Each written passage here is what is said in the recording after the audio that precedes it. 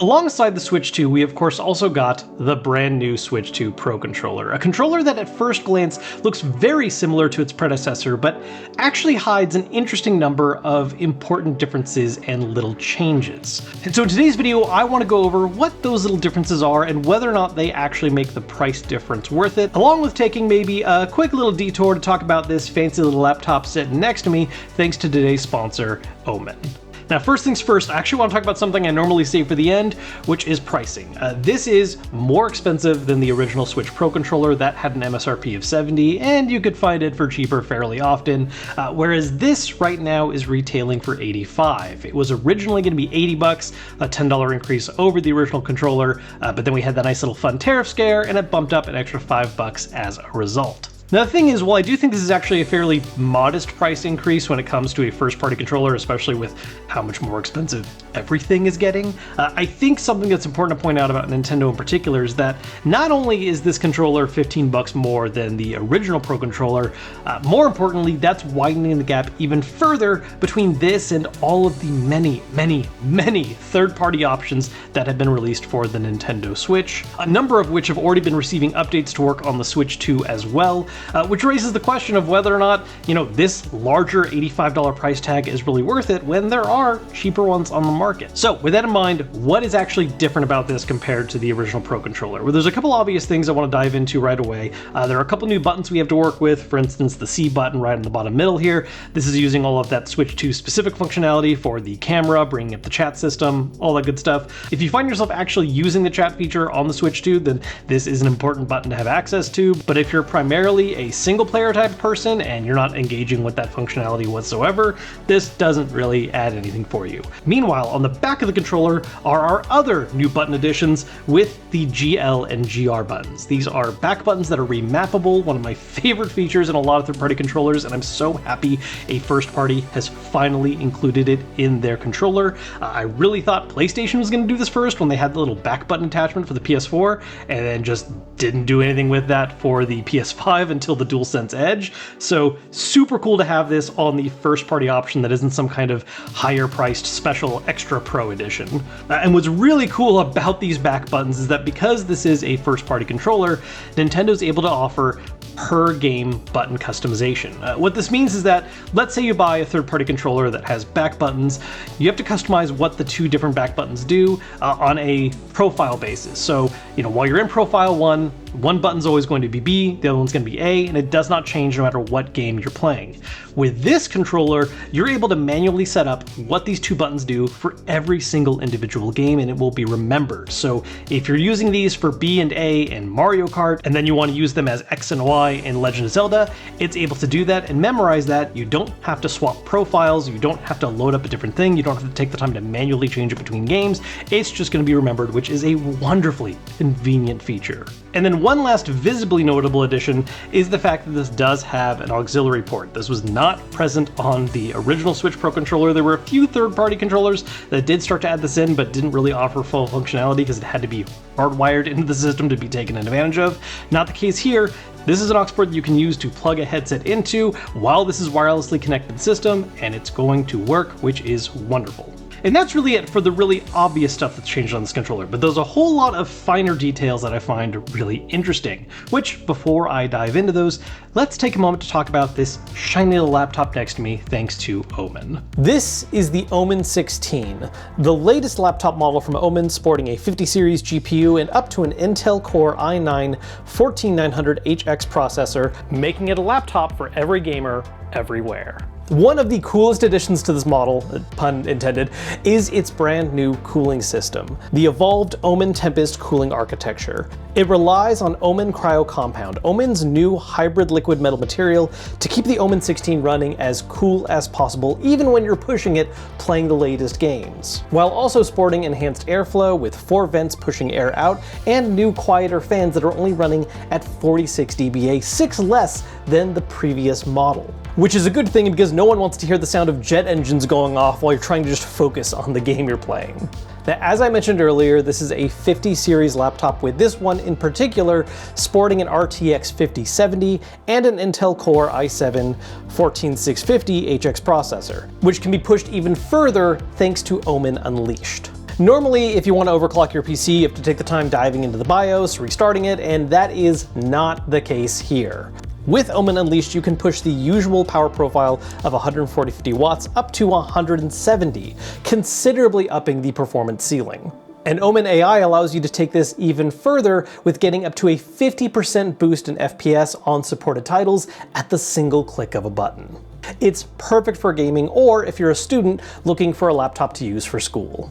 If you're interested in learning more about the Omen 16 or maybe even want to grab one for yourself, there is a link posted down below in the description.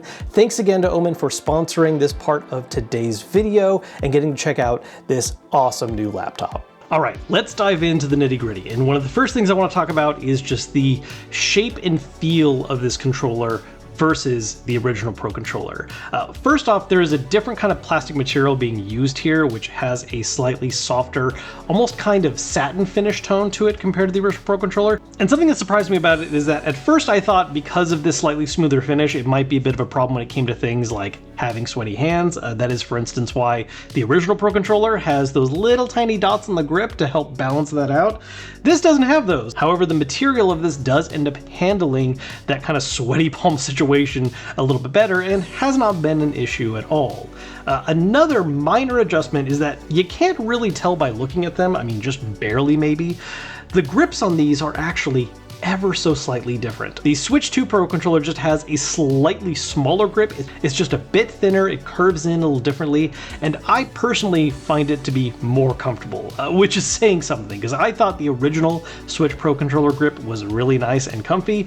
This, as minute of an update as it is a step in a direction I like a little bit more. The funny thing about grip sizes, though, is that this is not a rule that's going to maintain true for everyone. Depending on your particular hand shape and size, the slightly larger grip of the original Switch Pro controller might be preferable to you, but for me at least, this has been an update. Speaking of changing in sizes, another thing that's been changed is the shoulder buttons of the system. This is another thing that's a little hard to tell purely on eyesight, but if you were to actually measure these, not to mention just feeling them in your hand, the ZR and ZL buttons of the Switch 2 Pro controller are actually quite a bit longer and larger than the ones on the original Switch Pro controller, which not only makes them a little bit comfier to wrap your fingers around if you're resting your fingers on the triggers very often, but also gives a more satisfying button press. Now, as for the actual feeling of the button presses themselves, the buttons, the sticks, the D-pad, a lot of this is similar, but there are some differences.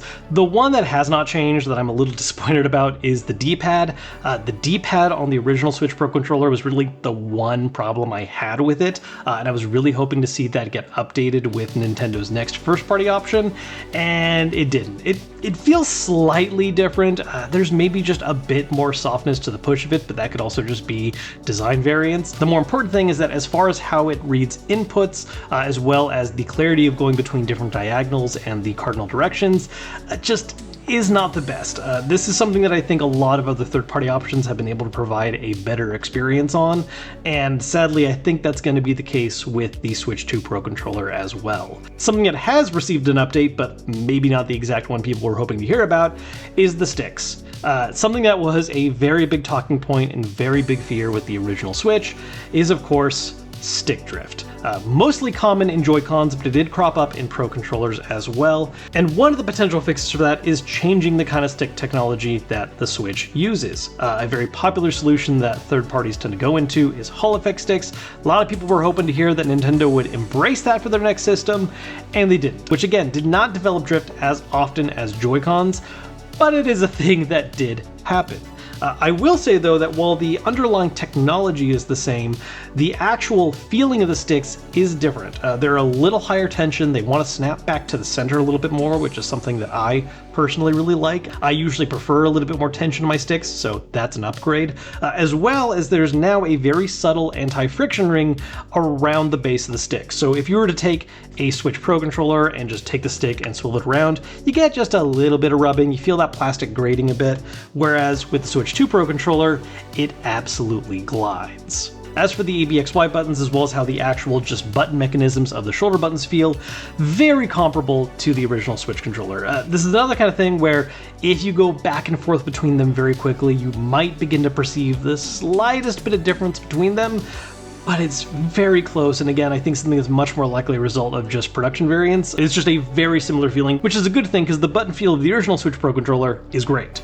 So generally speaking, aside from the disappointment in no change to the D-pad and no adoption of Hall effect sensor sticks, for the most part, the subtle upgrades of the Switch 2 Pro controller are a nice update, and more than anything, I think the thing that really steals the show here is that per button assignment for the back buttons. There is also one feature update that's a little annoying we need to talk about real quick if you own a regular Switch Pro controller and you were thinking of not updating as a result. Because of the Switch 2 being a new system and something about the way they communicate, Nintendo has made it so that the regular Pro controller cannot wake up the Switch 2. The Switch 2 Pro controller can. Now, to be clear, you can use the Switch Pro controller with the Switch 2. There's no limitation there. You just can't, for whatever reason, wake the system up from sleep with it. And so if that's something you're very used to doing, where you keep your Switch docked all the time and you just pick up the controller, hit the home button, and dive right in, you can't actually do that with a regular Pro controller. You gotta buy the 2 if you want to be able to do that. It's not the end of the world if you're willing to put up with a little bit of annoyingness and just walk up to the system and hit the power button. You're fine.